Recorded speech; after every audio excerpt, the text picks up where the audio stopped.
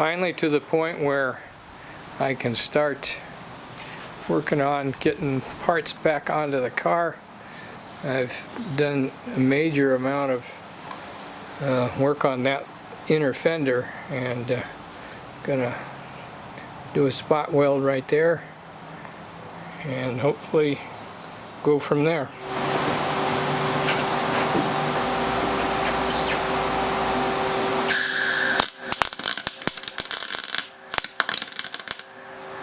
I discovered that in order to do a better job of this, I'm going to have to drill through here and then weld from the outside.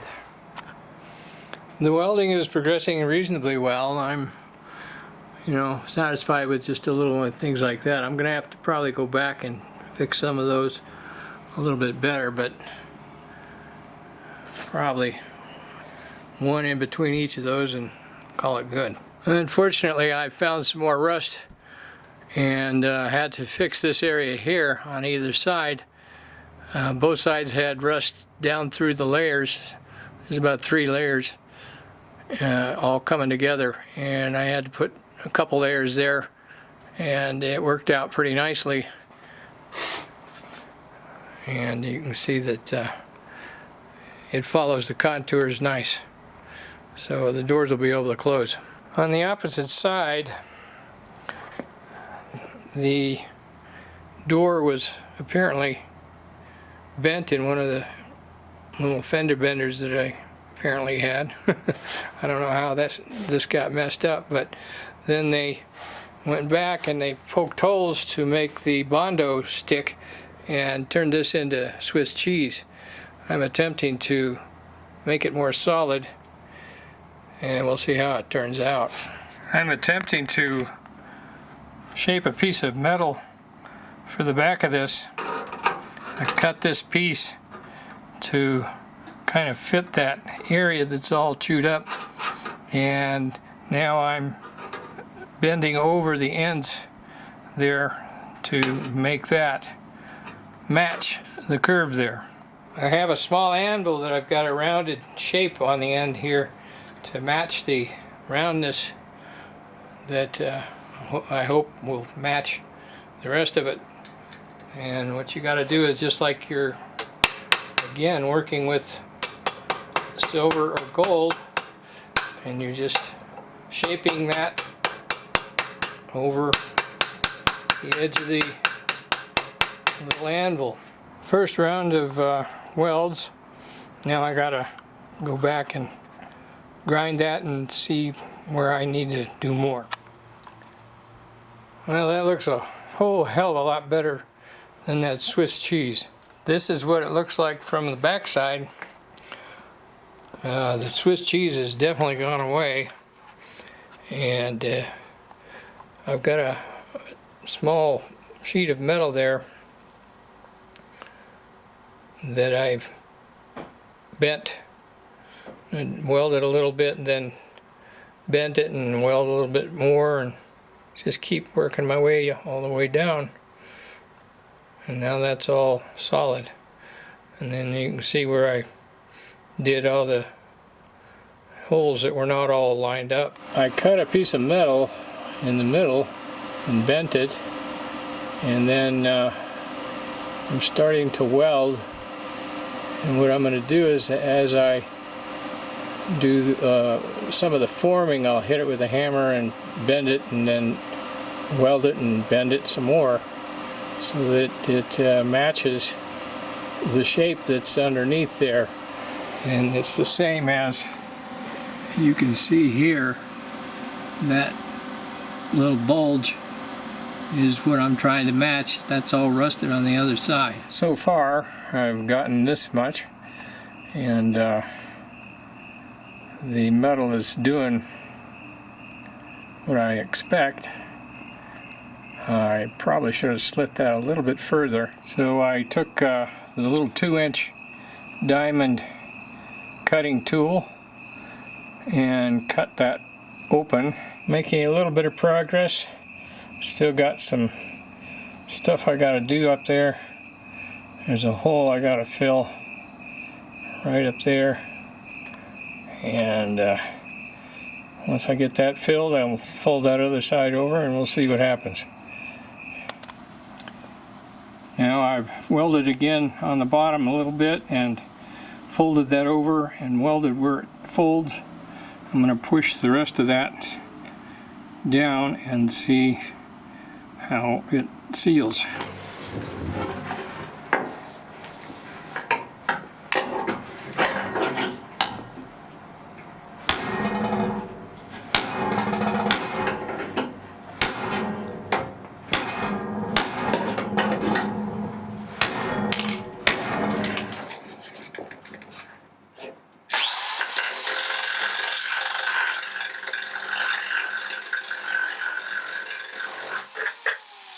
Pretty damn ugly, but structurally it's very, very sound. This is the front side of the area that you saw me welding there before, and this is what was there.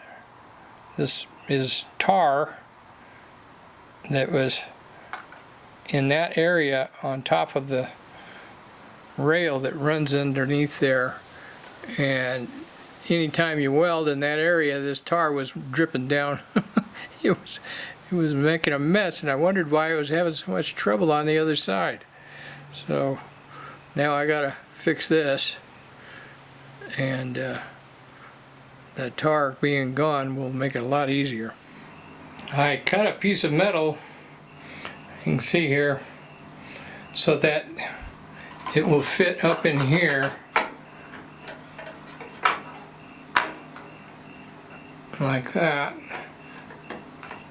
and then I'm going to weld around here, and then I'll hammer a bit to give it that little concave area, and that should match pretty good. And then I'll put another plate of metal over the top of this that will match up with that right along there.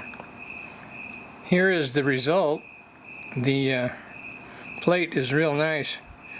And I took the Fordham tool and a bunch of other little diamond things that I got at Harbor Freight and cleaned it up pretty nice. After discovering that the old harmonic balancer had a big chunk out of one of the pulleys, I bought that brand new harmonic balancer. It's a race type harmonic balancer. They don't have any OEM anymore, and used ones are questionable, so that was the only alternative. And reason I had to get that is because I needed the extra pulley for air conditioning, because I've decided to put in air conditioning. Here's the problem with the old harmonic balancer. Big chunk taken out of it. I guess I must have hit a rock or something. This is the air conditioner. It's a Vintage Air Mini 2 air conditioner, and I got it from Godzilla, or through Godzilla. I think they just ordered it through the Vintage Air and sent it to us. But they make the hoses, and instead of having to buy a crimper and cut my own hoses and other stuff, and then get these brackets to mount it, they do all that for you. Godzilla has all the stuff. Here's some hoses. There's the evaporator. I think that's what they call that. I don't know. That goes up in front of the radiator, and then the pump itself is right there. The dryer's in here, and a couple other extra things here. The air conditioner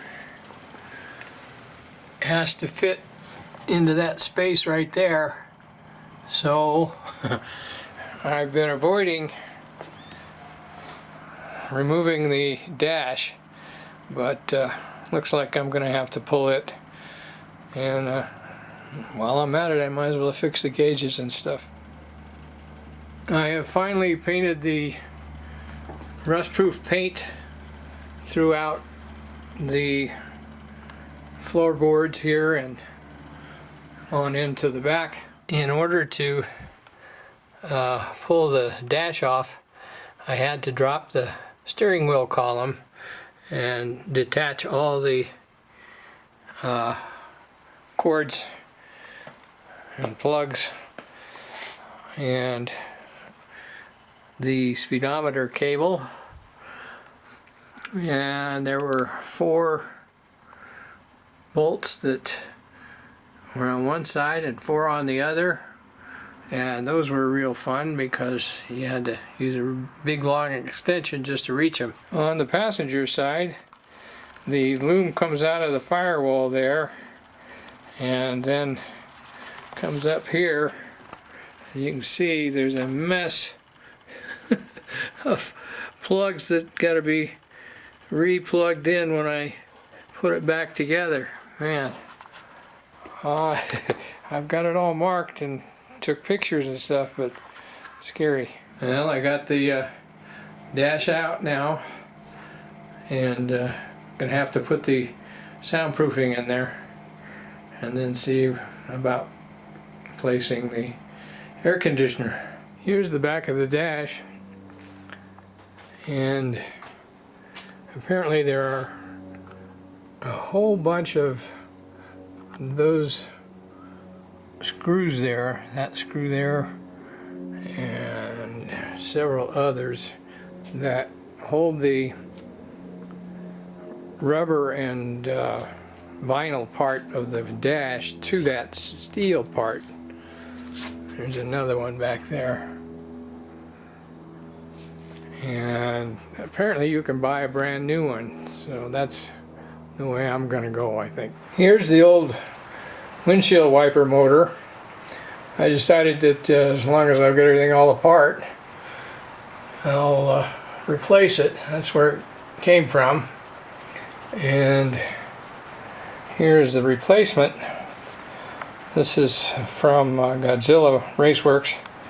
It's a Honda Civic, I think, motor, and it fits the same position as the old one. Finished the major areas on the car with the truck bed paint, and I'm getting ready to